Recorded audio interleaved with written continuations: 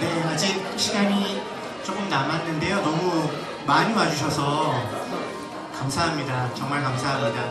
그 안쪽에 자리가 조금 더 있거든요. 앞쪽으로 빈자리 없이 앉아주시면 네, 조금 천천히 오시는 분들이 앉으실 자리가 좀 생길 것 같고요. 몇 분 정도, 한 여섯, 일곱 분 정도 안쪽으로 들어와 주시면 감사하겠습니다. 의자를 저희가 너무 믿음이 없었나 봅니다. 많이 안 오실 거라고 생각하고 지금 의자가 한 70석 정도 마련이 되어 있는데 거의 꽉 차 있네요. 너무 앞이 안 돼. 뒤로 가면 안 될까? 저기 뒤로 가.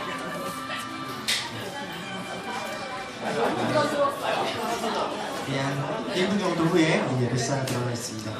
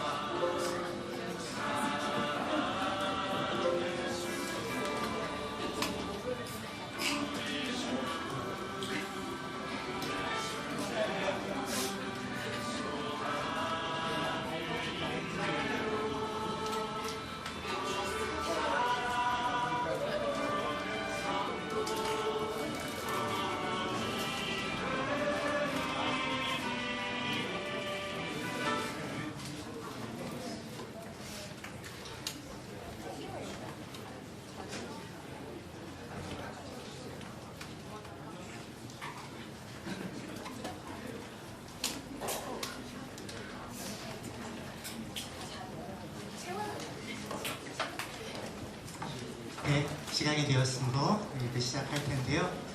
네, 이 토요일에 오후에 저희가 굉장히 애매한 시간으로 일부러 시간을 잡았습니다. 뒤에 가정교회도 아마 있으실 거고 점심에 또 이런저런 약속들이 있으실 것 같아서 이도저도 걸리지 않는 시간으로 잡았는데 그럼에도 불구하고 결혼들을 참 많이 하셔서 오늘 네트워크 교회 대표 목사님 몇 분도 참석을 못하시고 뭐 하셨어요. 이 토요일 오후 이 더운 날 먼 길 와주신 여러분 진심으로 감사드립니다. 우리 김현희 운영위원장님께서 다시 한번 우리 작은이들의 교회를 대표해서 인사해 주시겠습니다.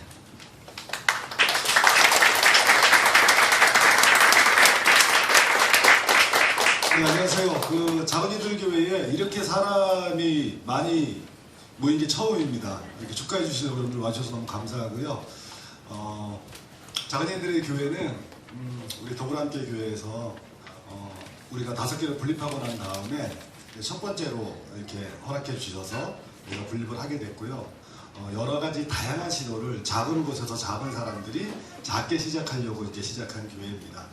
나들목이 가지고 있는 그런 우리 5대 중심 가치를 가지고 가장 낮은 곳에서 복음을 선포하는 그런 교회로 또 더불어함께와 함께 또 더불어함께 교회의 손이 되어서 이 보문동 지역에서 작은 교회로 저희들이 세워나가려고 합니다. 작지만 좀 더 알짜고 작지만 더 선명한 교회로 저희들이 이 땅에서 부르심을 좀 감당하겠습니다. 오늘 날씨도 더운데 와주셔서 너무너무 감사하고요. 앞으로 작은이들 교회에 많이 관심 가져주시고 저희들한테 많이 격려해 주십시오. 와주셔서 감사합니다.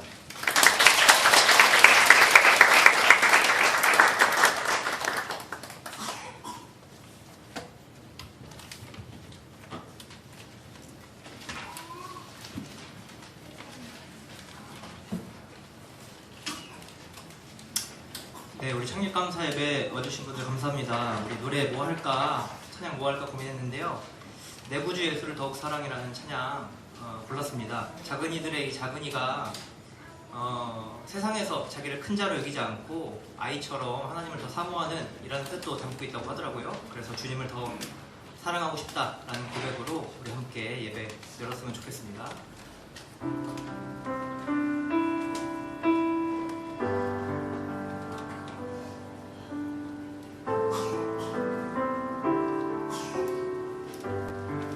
내 구주 예수를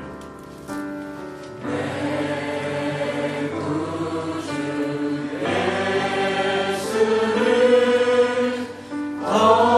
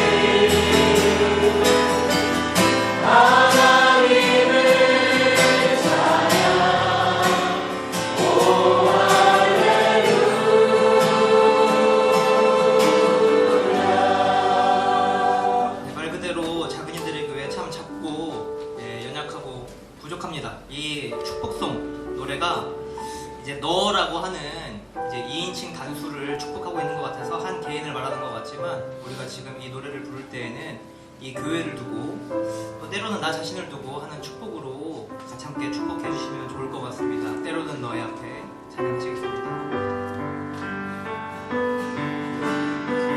때로는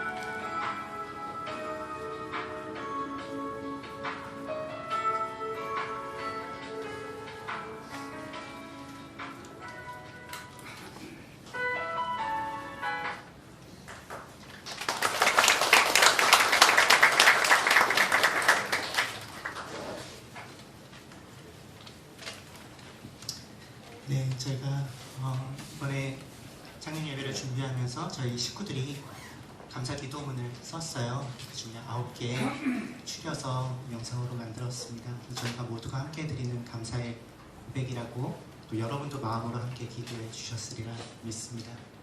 이 시간에는 우리 같이 말씀 드릴 텐데요. 우리 나들목의 아버지이시죠. 우리 모두의 영적 아비이시기도 하신 김영국 목사님, 하나복 DNA 네트워크 대표로 계신 김영국 목사님 나오셔서 말씀 전해 주실 때 또 우리 모두에게 주시는 하나님의 음성을 귀 기울여 듣는 시간 되기를 소망합니다. 목사님 나오실 때 큰 박수로 환영해 주십시오.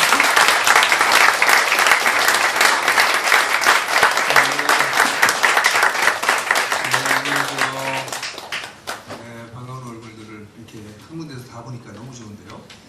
교회 창립이 자주 좀 있어야 되겠다 이 생각입니다. 너무너무 반가워서 말을 잘 못하겠네요. 여러분들 제가 안 반가운 분들이 많으신 것 같더라고요. 아니 영상으로 여러분 자주 보시니까 늘 모르는 사람으로 생각하시는 분들도 계시더라고요. 그래서 여러분들 자주 못 봐서 너무 억울하고 또 오늘도 이 자리에 저만 이렇게 옷을 두껍게 입고 있는 저는 오늘 창립 예배라고 그래가지고 그래도 좀 포멀하게 옷을 입어야 되지 않나 싶었는데 여기도 뭐 싱글에 계시고 운영위원장은 도대체 그 이상한 모자 쓰고 나오고 교회의 격을 알 수 있을 것 같아요. 기도와 같이 말씀 나누겠습니다. 주님, 주님께서 이렇게 일하고 계시는 것을 인해서 찬양합니다. 주님의 이름을 높여드립니다. 작은 이들의 이 작은 발걸음을 주께서 축복해 주셔서 이 시대에 꼭 필요한 교회, 잠시 있다 사라지는 교회가 아니라 다음 세대로 그리고 이곳에서 또 다른 곳으로 이어지는 교회 될 수 있도록 축복하여 주시옵소서. 이 시간에 우리에게 말씀해 주시옵소서. 예수 그리스도 이름으로 기도했습니다. 아멘. 예수님이 세우시는 교회의 세 가지 특징이라는 말씀을 나누려고 하는데요. 제가 강의안을 만들어서 보내긴 했는데 PDF 파일로 보내서 지금 공유가 안 되죠? 다른 게 아니라서 여기다 올려주실 수 있어요. 그래서 같이 말씀 좀 나눕시다. 사실 여러분 교회가요 참 많아요. 그죠? 세상에 교회 너무 많죠. 어디를 둘러봐도 교회가 많이 있어요. 그리고 또 요즘도 교회가 많이 세워집니다.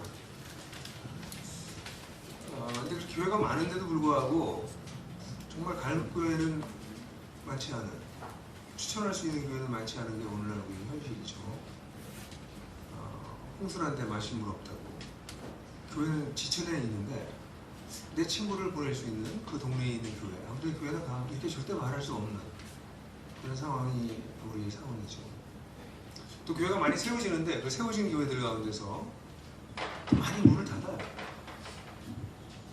비즈니스는 이해가 가죠. 비즈니스는 교회 하다가 안 되면 접으면 되는데 교회도 뭐 하다가 접나?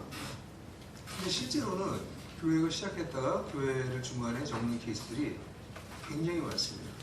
대척 교회는 셋 중에 둘인가가 실패하나? 아마 넷 중에 셋이 실패하나? 그 정도로 교회 시작했다가 다 문 닫거든요. 좀 이상하다. 교회가 우리가 알기로는 하나님께서 세우시는 거라고 생각하는데 하나님이 하시다가 뭐 좀 안 되시면 몫이 안 좋아서 오늘 다 이런 생각이 들 정도로. 그래서 교회가 뭐죠 도대체? 우리 정말 이 새로운 교회가 하나 세워지는 이 시간에 정말 예수님께서 세우시는 교회가 어떤 교회일까 다시 한번 질문해 봐야 된다고 생각을 해요. 그냥 잠깐 있다가 사라질 교회, 또 나중에는 우리가 지금 보고 있는 내 친구를 추천해서 보낼 수 없는 교회가 될 수도 있잖아요. 그래서 사실 오늘 제가 설교를 준비하면서 약간 결혼식 주례하라고 오는 기분이 했어요. 결혼식 주례할 때마다 제 주례사가 주례사를 지금 들은 분들이 여기 몇 분 계신데 늘 이렇게 덕담만 하질 않거든요, 제가. 그래서 굉장히 긴장하고 아슬아슬하고. 왜냐하면 결혼이라고 하는 게 모든 사람이 성공하지 않거든요. 마찬가지 그런 마음으로 이 시간 말씀을 나눴으면 좋겠어요. 그래서 어느 말씀을 나눌까 생각하다가 가장 중요한 본문을 택했어요. 마태복음 16장 15절부터 28절까지 굉장히 긴 본문인데 이걸 자세하게 강의할 계획이 아니므로 여러분들 이 본문을 잘 알매도 불구하고 다시 한번 읽어보시면 좋겠어요. 아주 중요한 본문이에요. 예수님께서 교회에 대해서 말씀을 직접적으로 언급하신 거의 유일한 본문 중에 하나이기 때문에 그래요. 제가 한 절 읽고 여러분들이 한 절 읽도록 그 순서 제한에 앞에 있으니까요. 제가 한 절 읽고 여러분이 한 절 읽으면 노도브라더로 그렇게 하겠습니다. 예수께서 그들에게 물으셨다. 그러면 너희는 나를 누구라고 하느냐? 살아계신 하나님의 아들 그리스도이십니다. 예수께서 그에게 말씀하셨다. 시몬 바노바야, 너는 복이 있다. 너에게 이것을 알려주신 분은 사람이 아니라 하늘에 계신 나의 아버지시다. 너에게 말한다. 너는 베드로다. 나는 이 반석 위에 내 교회를 세우리라. 종려원들이 너를 이기지 못할 것이다. 내가 너에게 하늘나라의 열쇠를 주겠다. 내가 무엇인지 땅에서 매면 하늘에서도 매일 것이고 땅에서 풀면 하늘에서도 풀릴 것이다. 그때 예수께서 저에게 명령하시되 자기가 그리스도라는 것을 아무에게도 말하지 말라고 하셨다. 그때부터 예수께서는 자기가 반드시 예루살렘에 올라가야 하며 장로들과 대제사장들과 율법학자들에게 많은 고난을 받고 죽임을 당해야 하며 사흘째 되는 날에 살아나야 한다는 것을 제자들에게 밝히기 시작하셨다.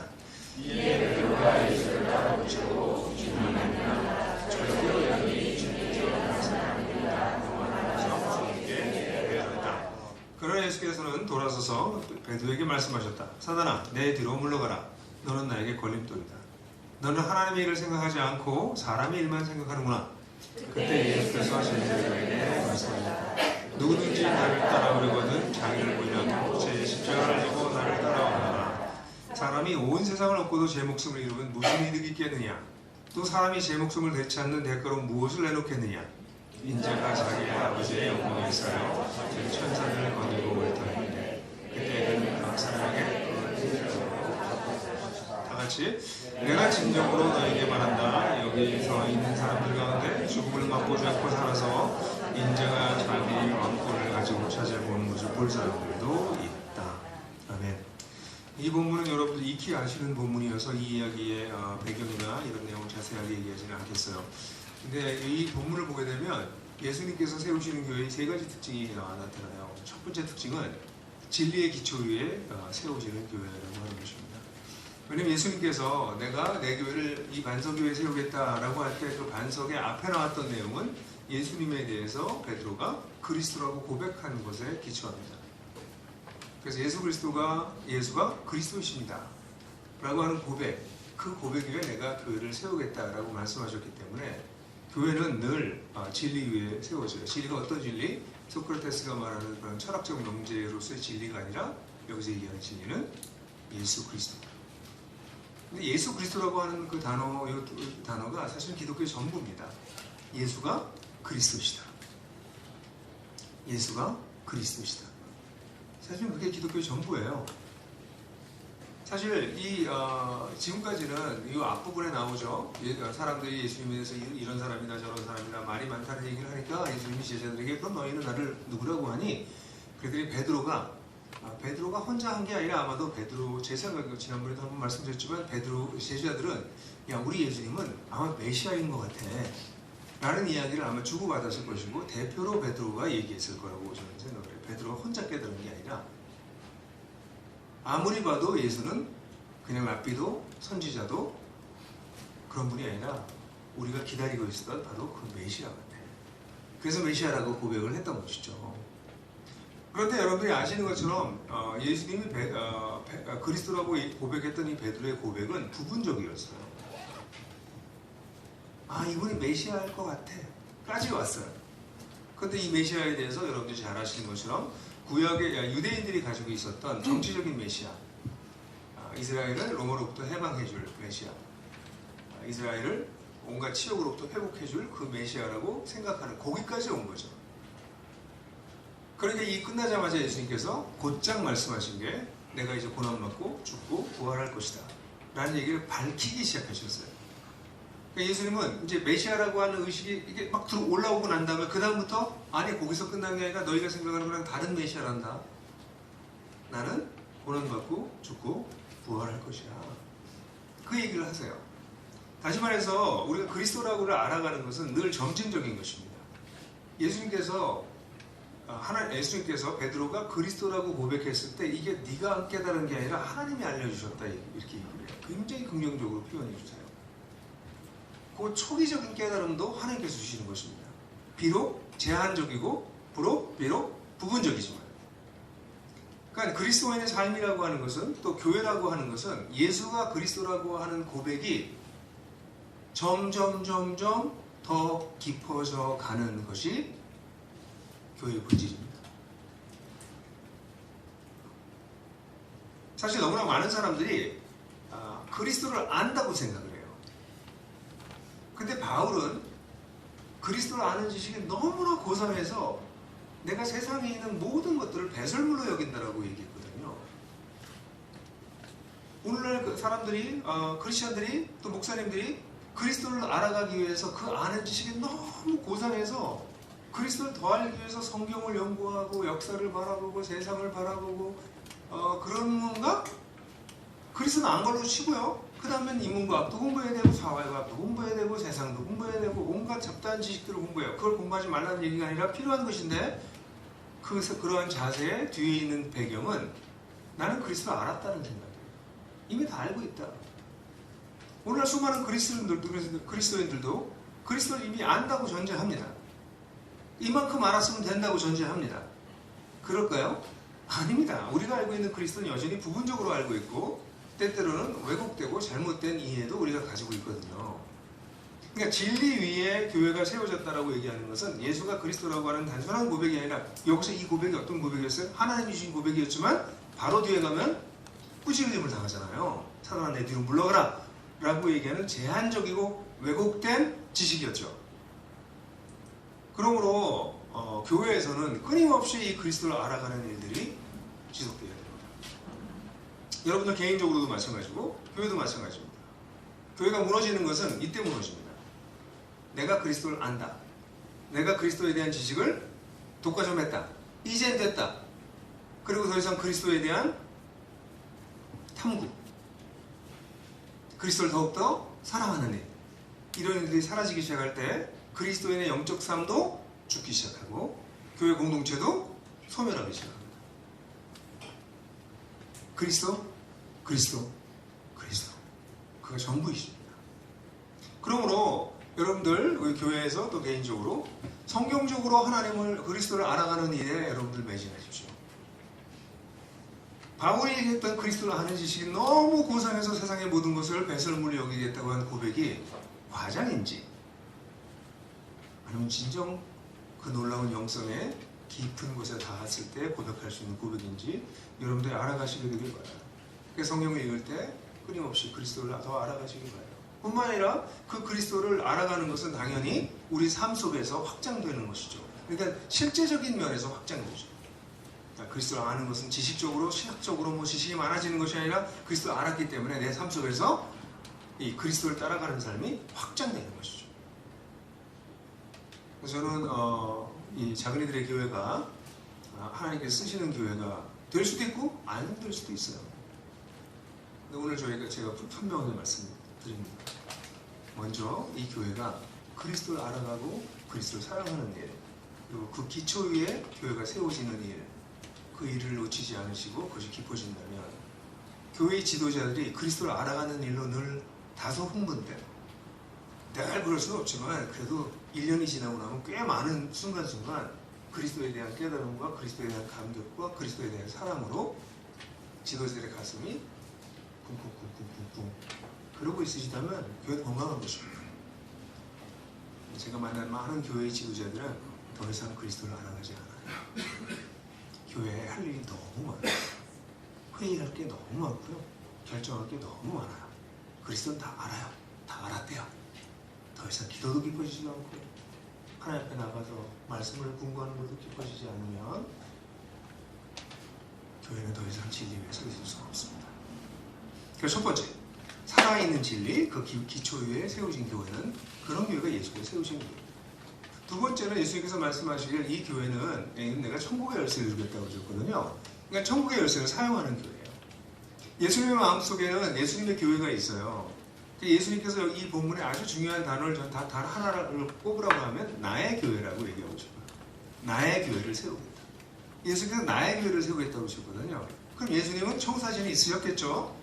교회에 대한 그림이 있으셨겠죠? 그 그림을 따라가는 것이 예수님이 세우시는 교회입니다. 그 그림을 따라가는 교회가 되면 나타나는 현상이 이 천국의 열쇠를 사용하게 됩니다. 천국의 열쇠는 여러분들이 아시는 것처럼 천국의 문을 열기도 하고 닫기도 하는 교회예요. 그래서 이 예수님께서 세우시는 교회를 잘 따라가게 되면 천국의 문을 열어서 하늘로부터 이 땅에 엄청난 축복이 흘러들어오고 그 축복을 받은 사람들이 그 하나님 나라를 향해서 달려들어가게 그 문을 열어서 소통이 일어나는 이런 일들이 일어나게 하는 것이 교회죠. 근데 이 교회가 이 하나님의 뜻을 따르지 아니하고 예수님이 세우시는 교회가 아닌 교회가 되기 시작하면 어느새 열쇠를 가지고 천국의 문을 닫게 돼요. 그럼 하늘로부터 내려오는 신령한 복이 더 이상 이 땅으로 오지 않고요. 그러니까 이 땅에 있는 우리들은 세상에 있는 사람들과 별 다를 바가 없고, 그러니 우리를 보고 이 하나님 나라로 달려들어가는 수많은 하나님을 알지 못하는 사람들을 우리는 얻지 못하게 되는 것이죠. 자, 그렇다면 예수님 마음속에 있는 교회는 어떤 교회일까요? 이 부분이 중요합니다. 우리가 교회에 대해서 제가 너무나 여러 번 여러분들에게 얘기해서 한 세 가지 중요한 메타포 얘기했죠. 교회는 하나님의 가족이다, 그리스도의 몸이다, 성령의 전이다 라고 표현된 이 세 가지 메타포가 얼마나 깊이 있는 내용인지를 알아가고, 그게 그러면 우리 교회에 어떤 식으로 구현될 건가를 끊임없이 고민하는 것이 한다면 천국의 열쇠를 사용하는 교회가 될 것입니다. 지금 하나하나를 다 얘기를 하기를 원하진 않으시죠? 그죠? 그 하나하나가 굉장히 중요한 얘기들이에요. 근데 과연 우리 교회가 하나님의 가족으로 성숙해가고 있는가? 그리스도의 몸으로 연결돼서 펑션하고 있는가? 성령의 전으로 깊어지면서 더욱더 예배에 깊은 소망하는 예배를 드리는 공동체로 자라가고 있는가?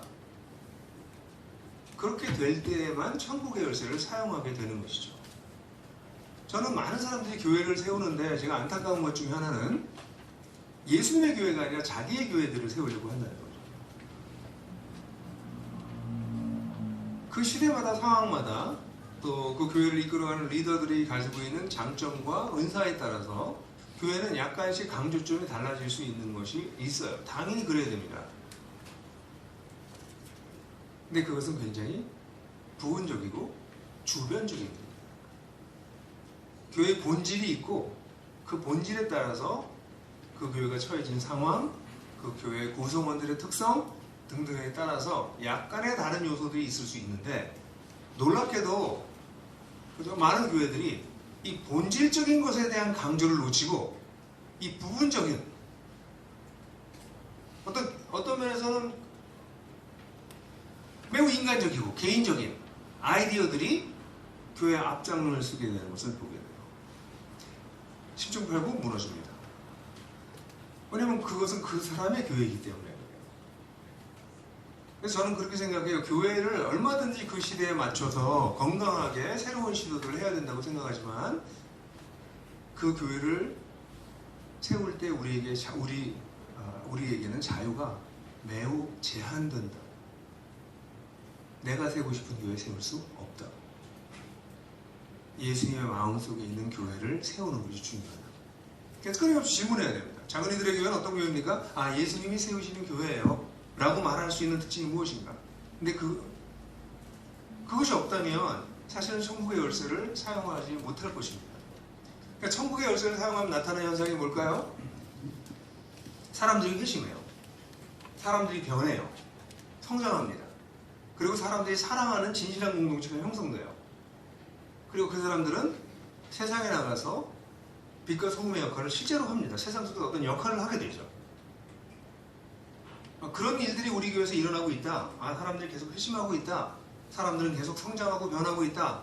그리고 우리 공동체는 여러 가지 갈등과 오해와 어려움이 있지만 사랑하고 용서하고 용납하면서 성장하고 있다. 그리고 우리 교회는 우리가 있는 지역에서 우리가 감당해야 될 역할을 감당하기 위해서 장의적으로 한 걸음씩 세상을 향해서 나아가고 있다. 그렇다면 천국의 열쇠를 사용하고 있는 것이죠. 저는 작은이들의 교회의 미션이 무언지가 더 선명해지기를 바라요. 왜? 하나님께서는 저기 교회가 바로 옆에 있잖아요. 더불어함께 교회가. 교회가 있는데 바로 그 옆에다 교회를 세우는 건 상도 이상 맞지 않아요. 원래 교회를 쪼개 나갈 때 이 가장 나쁜 분들이 교회 그 옆에다 가서 교회 세우거든요. 바로 그런 일을 여기서 한 거예요, 여러분들이. 그죠? 그러니까 모르는 사람이 보면 그 교회에 무슨 문제가 있었구나. 그래서 그 교회에 있었던 이찬현 목사가 화가 나서 그 옆에 가서 교회를 세웠구나. 뭐 이렇게 보여질 수 있는 딱 그 모양이에요, 이 모양이. 그럼 작은이들의 교회가 미션이 뭐냐는 거죠, 정말. 예수님의 마음속에 있는 그 교회를 세우면서 이 지역에서 천국의 열쇠를 사용할 수 있는 교회가 될 수 있는 그 교회의 그림이 무엇입니까? 작은이들만 가지고는 좀 선명하지가 않은 것 같아요. 그래서 저는 우리 리더들에게 계속 질문해요. 작은이들의 교회가 왜 세웠는데요, 여기서? 저기까지 가니까 너무 멀어서? 뭘까요? 분명하게 질문하고 미션을 설명해줘야 돼요. 그거는 이 교회 지도자들의 책임이다. 목자들과 모든 사람이 다 얘기할 수 없지만 모여서 우리의 부르심이 무엇인가? 왜 우리는 바로 옆에서 저기 있는데 여기 와서 교회를 세웠나? 하나님 왜 우리를 부르셨는가 여기? 그 부르심이 선명해져서 천국의 열쇠를 잘 사용할 수 있는 교회가 되었으면 좋겠어요. 마지막으로 아주 중요한 부분은요. 예수님이 세우신 교회는 자기중심성을 극복하며 자라가는 교회예요.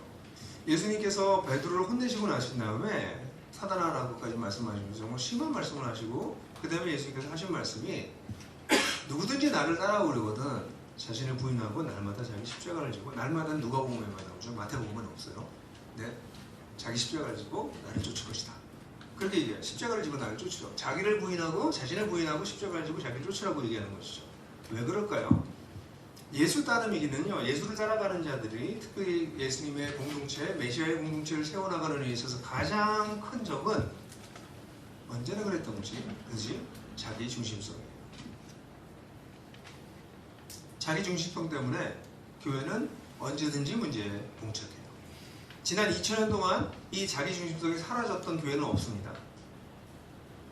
이건 우리 속에 잠재되어 있는 우리가 이 육신을 벗어서 옛사람을 완전히 벗어버리고 새 창조가 완전히 드러나는 날까지 이 자기 중심성은 우리를 끊임없이 쫓아가요. 그래서 주님께서 말씀하실 때 깨어있으라라고 계속해서 말씀하셨던 이유가 그 자기 중심성을 극복하기 위한 방법이 깨어있는 방법이기 때문에 깨어있어야 되기 때문이에요. 사실 베드로는 굉장히 훌륭했어요.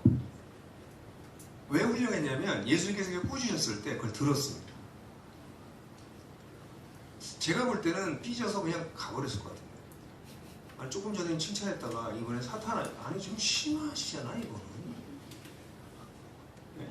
그래서 삐졌을 것 같은데 여기 본문에 삐졌다는 얘기는 없어요. 근데 예수님이 워낙 뭐 영적인 권위도 있으시고 온화하시고 단호하시고 예수님의 신비한 그것 때문에 뭐 꼼짝 못한 면이 있었겠지만 그러나 베드로가 이 이야기를 들었습니다.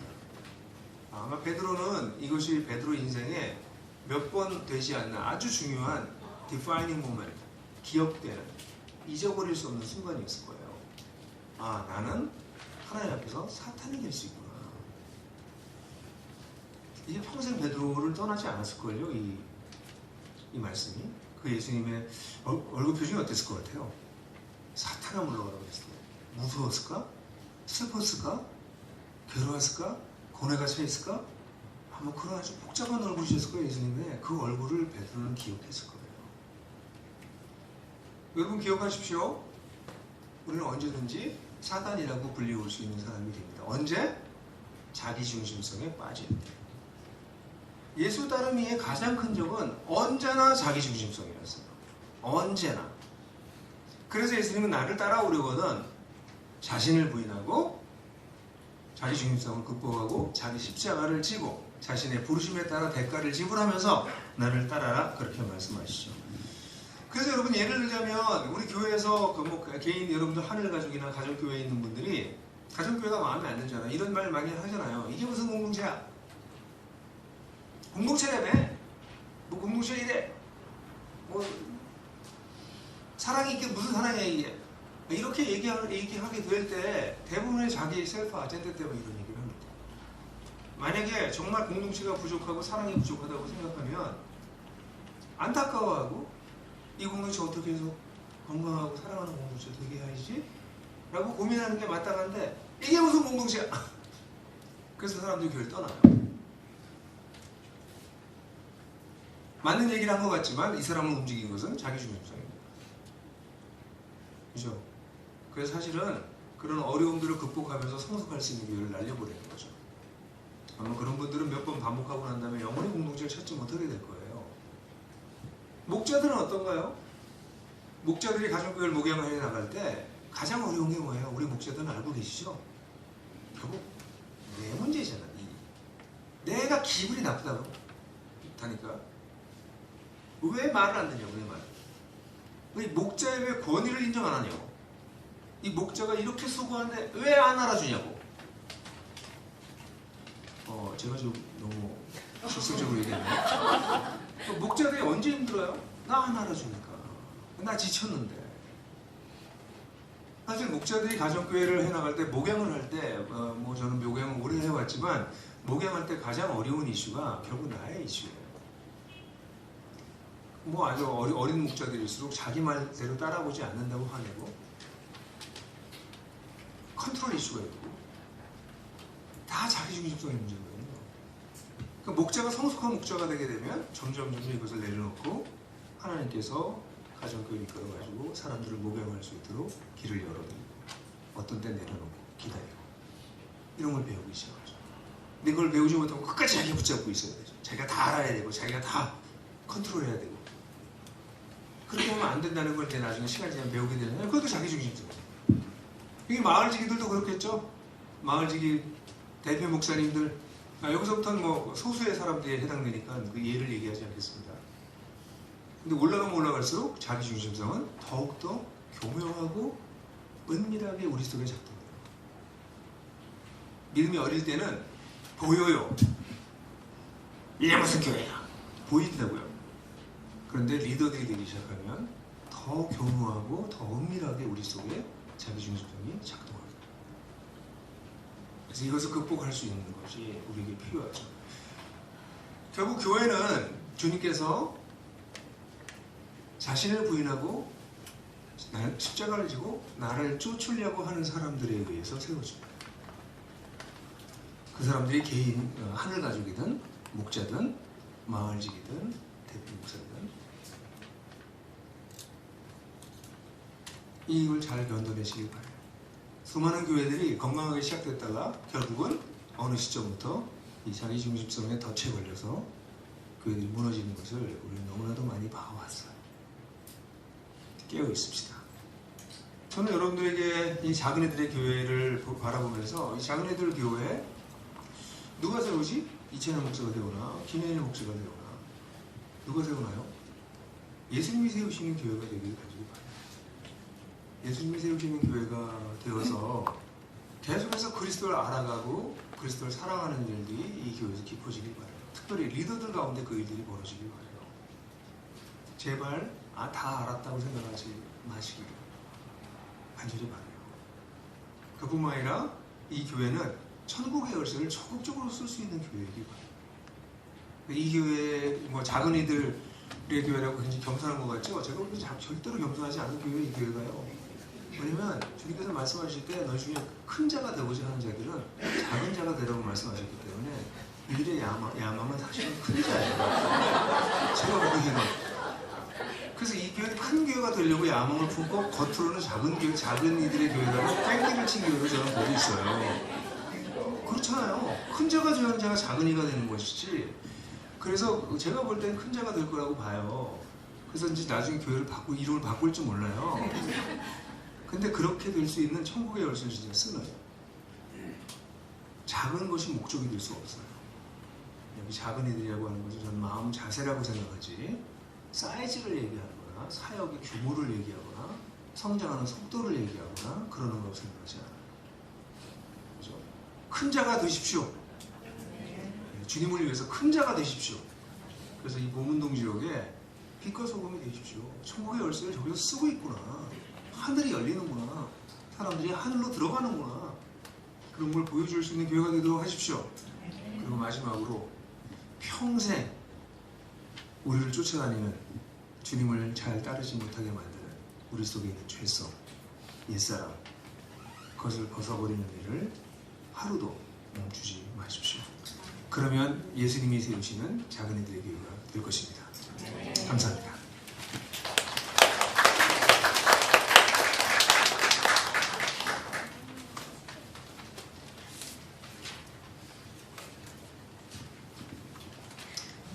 네, 이 시간에는 이 자리에 함께 참여해 주신 여러분들의 기도와 마음을 하나님께 올려드리고 또 우리 작은이들의 교회 가족들, 새로운 교회를 시작하는 가족들에게 격려와 응원의 마음을 전달해 주시는 그런 시간입니다. 순서 저와 함께 포스트잇을 받으셨을 거예요. 그 포스트잇에 하나님께 이 작은이들의 교회를 올려드리며 드리는 기도를, 그리고 작은이들의 교회 함께하는 가족들에 대한 격려와 응원의 메시지들을 좀 적어주십시오. 펜이 필요하신 분들은 손을 들어주시면 펜을 전달해 드리도록 하겠습니다. 잠깐 그렇게 우리가 함께 우리의 마음을 좀 담아서 메시지들을 좀 적고요.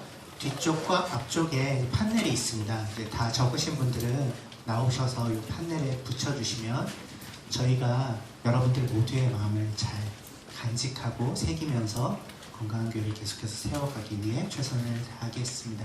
네, 잠시 우리의 마음을 또 우리의 기도를 함께 적어드리는 시간을 가지겠습니다.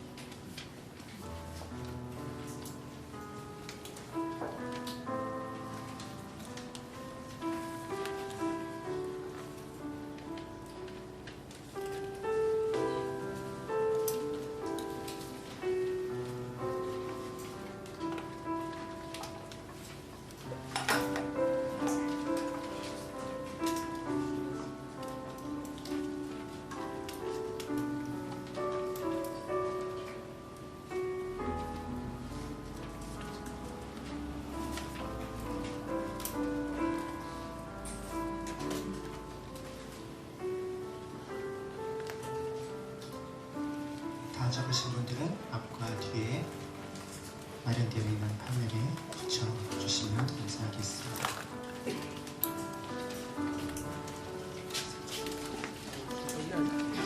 이거 아니야?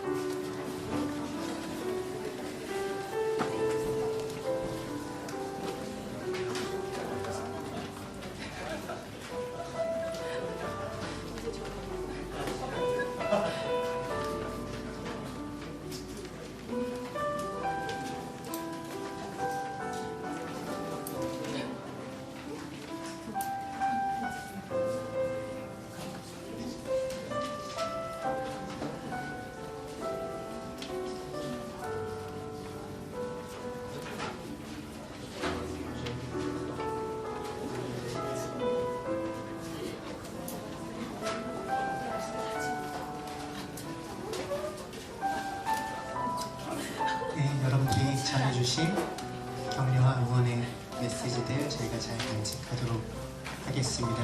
그리고 그 마음을 좀 대표해서 격려사를 좀 두 분께 부탁을 드렸습니다. 아까 김영호 목사님께서 그런 오해를 받을 수 있다, 싸워서 나온 걸로, 이천영 목사가 수틀려서 나온 걸로 하셨는데 그게 아니라는 것을 증명하기 위하여 더불어함께 유해동 목사님께서 나오셔서 격려사 말씀 전해주시겠습니다. 박수 많이 주십시오. 잘못 온 것 같아요. 불러주셔서 감사합니다. 너무 기쁘고요.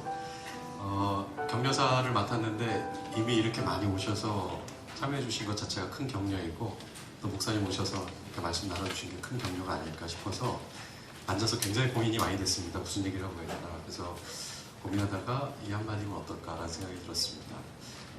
무엇보다 이 교회 이름은 매우 독특하고 고유하고 이쁩니다. 그렇죠? 작은 이들의 교회. 네, 그래서 부탁드리고 싶은 것은 그 작은 이들 교회의 이름에 걸맞는, 이게 단순히 그 문자적인 이야기는 아닌 것 같아요. 왜냐하면 여전히 문이 좀 크더라고요. 제가 지나다닐 만큼 굉장히 큰 문을 가지셨기 때문에 작은 이들만 오는 것은 아닌 것 같습니다. 네, 관계가 아직 가깝지 않기 때문에 이렇게 이제 유머를 던져도 저 혼자 웃고 마는 이런 상황인데 어쨌든 근데 그 이름은 아마 하나님 나라 가치를 잘 드러내고자 하는 표현이 아닐까 싶습니다. 그래서 그 가치를 잘 표현하는 그런 교회가 됐으면 좋겠다는 마음이 들었는데요. 왜냐하면 한국교회의 그 빈번한 일은 멋진 이름을 지어놓고도 그 이름과 아무런 상관없는 삶을 사는 교회들이 너무나 많기 때문에 그렇습니다. 사랑 제일교회, 사랑 많은 교회, 심지어 사랑의 교회, 이런 특정 교회를 얘기하는 게 아닙니다. 그런 교회 이름을 짓고도 그 교회가 사랑과 전혀 상관없는 교회 리더십 혹은 운영 방식, 문화, 그리고 심지어는 라이프 스타일까지 아무런 상관없이 살아가는 일들이 너무 빈번하기 때문에 한국교회 안에서 이름은 그럴싸하지만 너희들 그렇게 못 살잖아 라는 그런 비난이 많은 게 아닌가라는 생각을 합니다. 그래서 저는 이 교회가 부디 그 이름에 걸맞는 리더십, 문화, 구조, 그리고 더 나아가서 성도들의 라이프 스타일을 찾아가시기를 부탁드리고 싶고요. 이 일은 굉장히 사실 큰 도전이 되실 거예요. 교회 운영하다 보면 치열하게 교회를 운영할수록 우리가 교회를 세운다라는 생각만 하시지 우리 자신이 교회이다라는 생각은 너무나 쉽게 잊혀지기 때문에 그렇습니다. 그래서 치열하게 질문하시면서 교회를 건강하게, 우리 자신의 삶을 건강하게 세워가시기를 부탁드리고 싶고요. 그리고 부탁만 드리면 좀 그러니까 약속도 드리고 가겠습니다. 이 옆 동네 큰 약속은 아니니까 갑자기 그다음에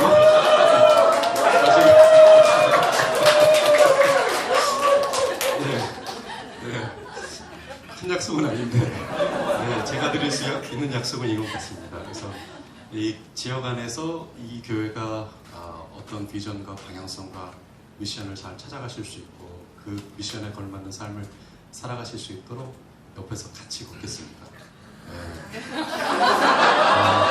이 약속이죠. 이건 그런 아니겠죠.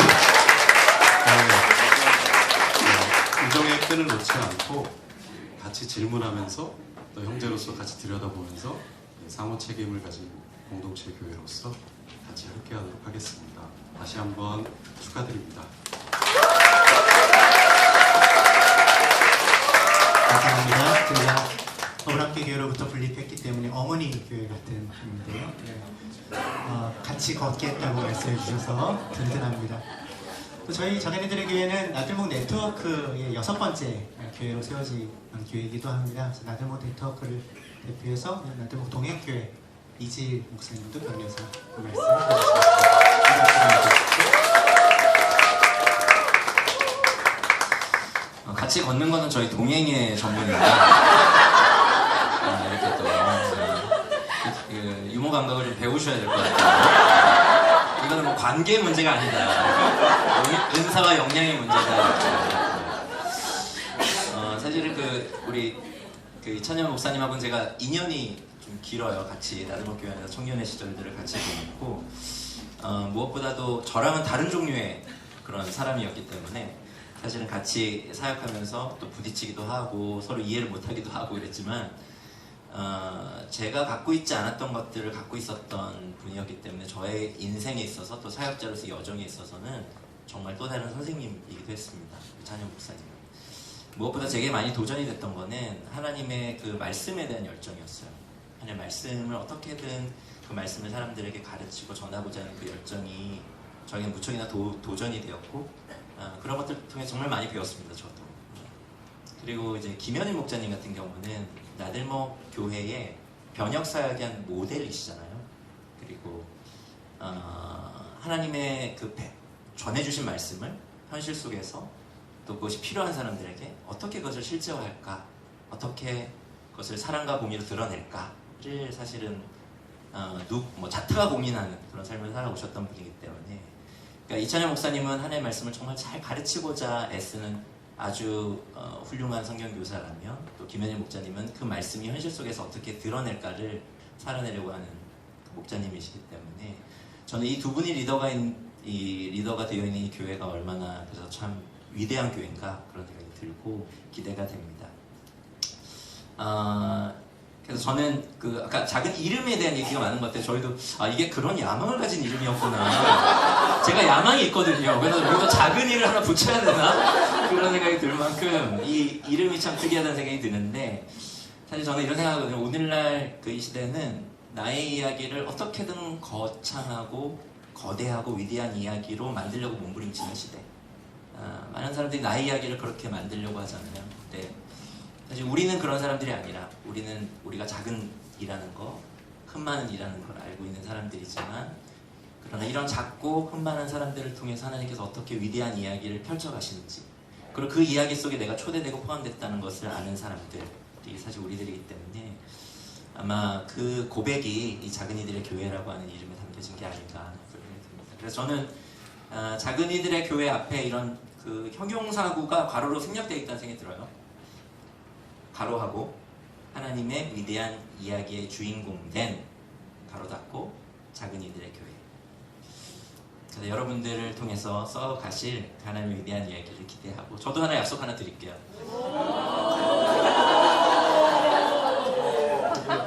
더불어함께 교회 반대편에서 저희도 같이 걸어가도록 감사합니다.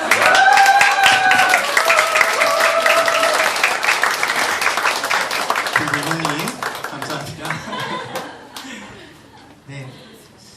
저희 그리고 나들목 교회들의 하나의 전통은, 교회가 설립될 때 그 교회 설립을 위하여서 모인 헌금의 10분의 1을, 11조를 다른 단체, 다른 기관 또는 다른 교회로 흘려보낸다는 전통을 가지고 있습니다. 나들목 교회도 처음에 그렇게 시작했었고, 우리 형제교회들이 시작할 때도 항상 그런 시간들이 있었던 걸 기억하고 있고요. 저희는 사실은 재정 규모가 크진 않습니다. 인원이 적고 그렇기 때문에. 하지만 우리 안에서 또 우리 밖에서 이 설립을 응원하시면서 보내주신 헌금들이 있습니다. 그래서 감사한 마음으로 그 헌금의 11조를 이 주변에서 이 지역을 섬기기 위하여 애쓰고 있는 기관들에 좀 전달을 하려고 합니다. 나들목 가족도서관, 나들목 청소년센터, 그리고 아뜰 어린이집 세 기관에 전달하려고 합니다. 앞으로 좀 대표자분들 나와주시겠습니까? 네. 전달하신 목자님들, 김정진 목자님, 김주봉 목자님, 그리고 김홍남 목자님. 네, 금액은 굉장히 많지 않지만 최선을 다해서 저희가 준비한 헌금입니다. 도서관, 청소년센터, 어린이집. 네. 각각 이제 용처를 이 헌금을 어떻게 사용하실지 이제 밝혀주셨어요. 도서관에서는 이제 카페에 이제 새로운 에스프레소 머신이 필요한 상황이라 그것을 마련하는 데 보태겠다고 말씀을 해주셨고, NYC에서는 한 친구의 이제 안경을 좀 새로 맞춰주고 학원비를 좀 지원해 주겠다 이렇게 말씀을 해주셨고요. 아뜰 어린이집도 노후화된 시설을 보수하는 데 좀 사용하시겠다고 이렇게 말씀해 주셨습니다. 많지 않은 금액이지만 귀한 곳에 잘 사용되기를 바라며 전달하도록 하겠습니다. 아뜰 어린이집 70만 원. 청소년센터 NYC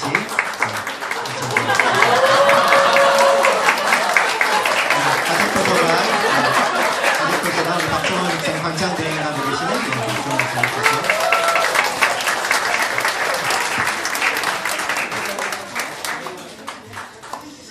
네, 이제 여러분 같이 좀 기도 한번 해주시기를 부탁드리고 싶습니다. 이제 저희 기도 제목 순서제 뒤에도 적어놨고요. 화면에도 띄워져 있습니다. 세 가지 기도 제목을 놓고 함께 좀 마음 모아 기도해 주십시오. 이 지역에 찾는 이들을 어떻게 잘 찾아 섬길까? 이건 우리 모든 형제교회들의 고민이기도 한데요. 저희는 또 지역으로 한 걸음 더 나아가는 교회로서 어떻게 하면 이 지역의 필요들을 잘 찾아내서 이 지역에 있는 이들을 어떻게 잘 찾아 섬기고 돕고 또 하나님께로 이끌 수 있을지 지금부터 좀 구체적으로 고민하고 방법을 모색하는 그런 시간들을 가지려고 합니다. 지혜로운 방법들을 잘 찾을 수 있도록 하나님께서 우리에게 좀 보여주시기를, 같이 기도해 주시기를 부탁드리고요. 지금 저희 작은이들의 교회는 4개의 가정교회가 함께 연합하여서 연합교회를 이루고 있습니다. 4개 가정교회가 각각 다 교회다운 교회로 계속해서 자라갈 수 있도록, 그리고 그 가족들이 서로를 더 깊고 진실하게 사랑할 수 있도록 기도해 주십시오. 그리고 마지막으로 예배 형식을 저희가 찬양이들과 함께하는 예배와는 조금 다른 형식을 사실은 취하고 있거든요. 설교 말씀뿐만 아니라 이제 그 말씀을 듣고 난 나눔이 우리 예배하면서 이루어지고, 그것을 통해서 하나님께서 우리 모두에게 하시는 말씀을 다시 한번 다른 방식으로 듣는 그런 형식의 주일 예배를 좀 드리고 있는데, 하나님의 음성에 귀 기울이는 그 집중하는 마음들이 우리 모두에게 좀 필요한 것 같습니다.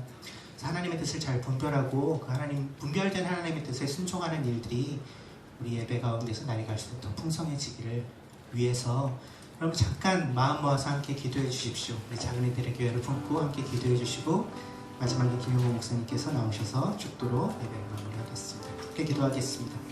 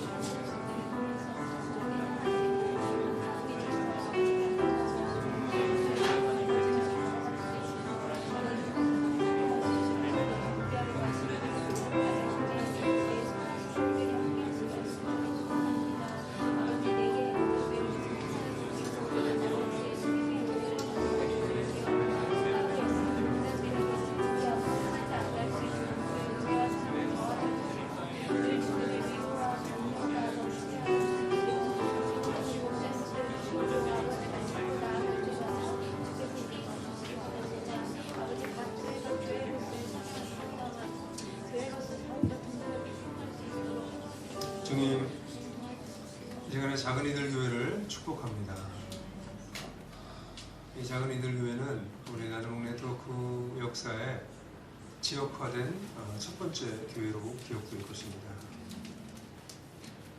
그런 면에서 이 작은이들 교회가 나눔 교회가 분교하였던 궁극적인 꿈을 가장 먼저 이룬 교회라고도 할 수 있습니다. 그러나 주님, 실제로 작은이들 교회는 여전히 부족하고 작고 지역 속에서 어떻게 살아내야 되는지 아직 선명하지 않은 여러 가지 해결해야 될 문제들을 가지고 있습니다. 그럼에도 불구하고 우리가 두려워하지 않는 것은 베드로가 예수님을 메시아라고 고백했을 때 매우 제한적으로 깨닫고 있었지만 하나님께서 알게 하신 거라고 주님께서 격려해 주셨던 것처럼, 작은이들 교회 아직 갈 바를 다 잘 모르지만 이 시작을 하나님께서 하시는 줄로 믿습니다.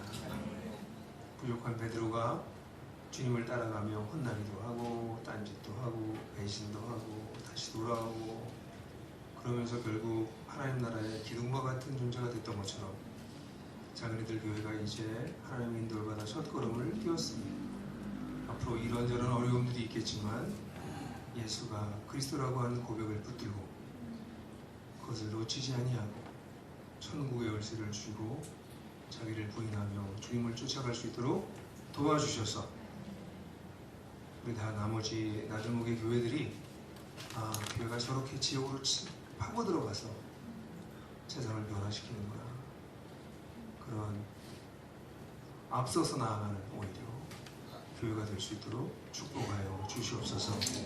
지금은 성부, 성자, 성령 삼위 하나님의 사랑하심과 은혜 주심과 역사하심이 이곳에서 하나님을 섬기며 하나님 나라를 드러나겠다고 결심하여 함께 교회가 된 자기네들 교회의 성도들 위해, 그리고 이들을 통해서 주님께 돌아오게 될 이 지역의 수많은 사람들 위해 지금부터 영원토록 함께 계시기를 축원하옵나이다.